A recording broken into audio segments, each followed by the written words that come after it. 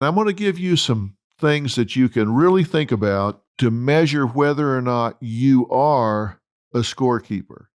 Number one, you tend to keep score of things your partner does, such as leisure time, outings with friends, how many hours they put in with the children, or chores that were completed.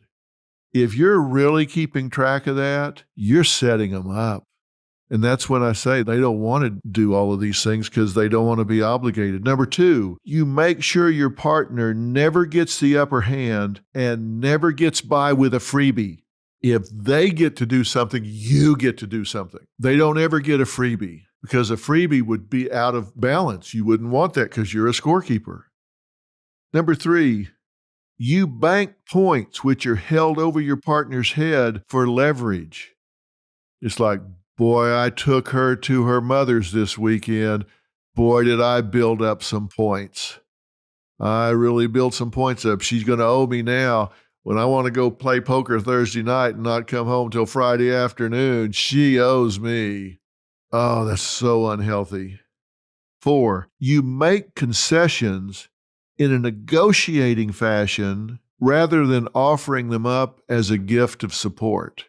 So you make a concession, but it's like, okay, I'll give you this if you give me that. Okay, I'll go here if you'll go there. I'll do this if you let me do that. Look, it's okay to define things. I'm not saying that you have to say yes to everything because you don't want to define your relationship. I can remember very early on in my relationship with Robin, we weren't even married yet, but we were close. And she called me one day on the phone and she said, "Hey, will you take me to my sister's house?"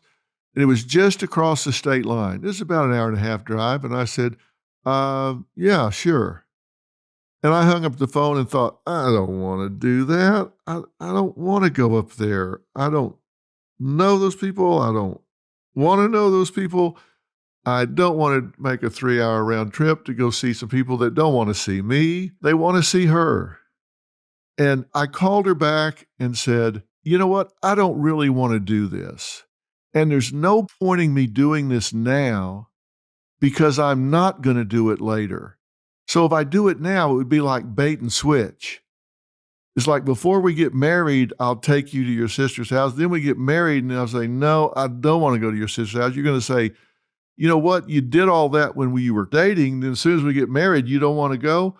I don't want that to happen. I want to tell you now, I don't want to drive you up to your sister's house. And here's something else. I'll never ask you to go to my sister's house either. Can we just agree that we won't do that to each other? Now, if she needed a ride somewhere, of course I would take her. I'd take her anywhere, take her to the moon and back.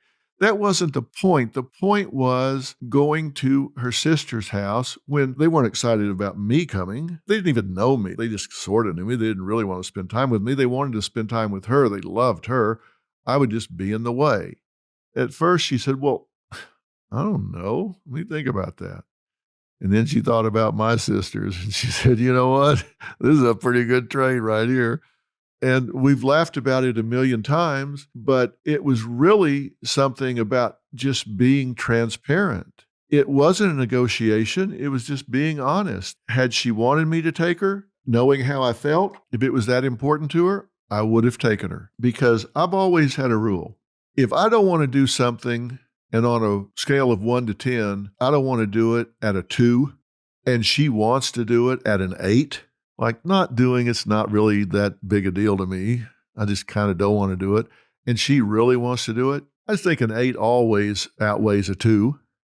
And she's very much the same way. You know, she may not want to go ride around the golf course with me on a Sunday afternoon, but she kind of doesn't want to go at a 2. I might really want her to go at a level 8 because I want to show her the new layout or something and I think she would really like and enjoy. Then she'll say, yeah, sure. Yeah, I'll go. So I always just try to read my partner and be honest with myself. It's not a matter of tit for tat. It's just a matter of trying to read each other and deciding what's important to each other at a given time.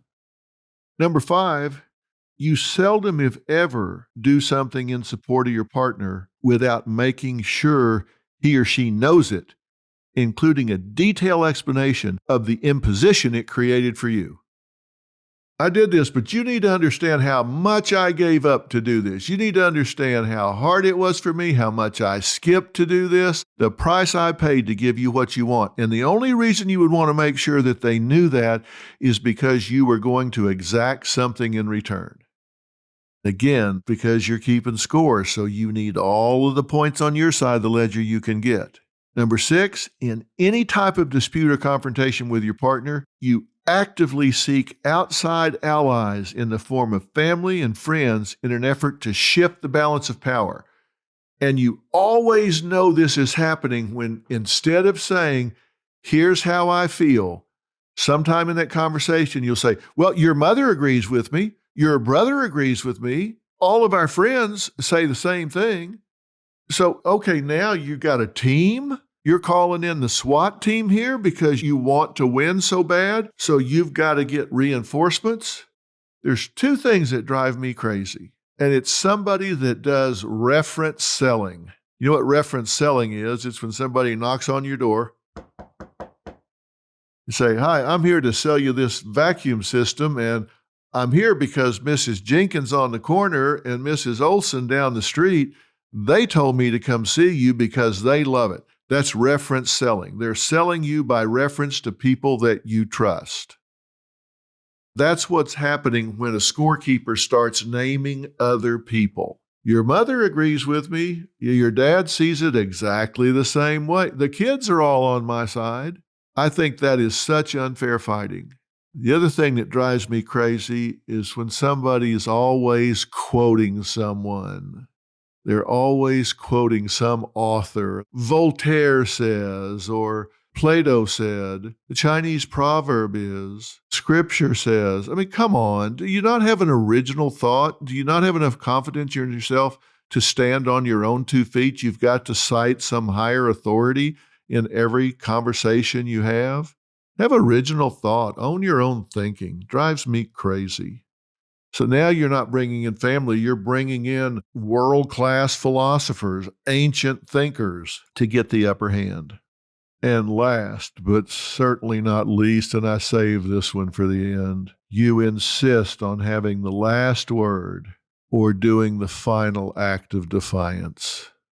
You just can't leave it alone. You just can't. You got to have the last word. You know why? Because you're keeping score. And if they get in the last punch, then you're behind. So you've got to get in the last shot. You got to get in the last word. I used to joke with Robin that I could never get in the last word because if I got the last word, that was just the first word of the next argument. We were joking, but you don't want to do that. You don't feel the need to have the last word. Leave it alone. You're not keeping score, and your goal in a disagreement, like I said before, should not be to win. It should be that you have been listened to. You have been heard, H-E-A-R-D, not H-U-R-T. You have been heard, and just leave it at that. Ask yourself, do an examination of your relationship. Are you a scorekeeper? And the best way to find it is use those 7. And I'm going to put those 7 on the website so you can look at them and ask yourself, do I do those things? Do you keep score of things your partner does? Do you make sure your partner never gets the upper hand? Do you bank points so you can cash them in later? You make concessions in a negotiating way instead of just giving a gift, no strings attached. Do you seldom do things in support of your partner without making sure they know how much it cost you to do it? In any type of dispute, do you seek outside allies so you can fill up the bleachers on your side? And do you always try to get the last word? If those things describe you, then your bad spirit is expressing itself by making you a scorekeeper. Don't do that.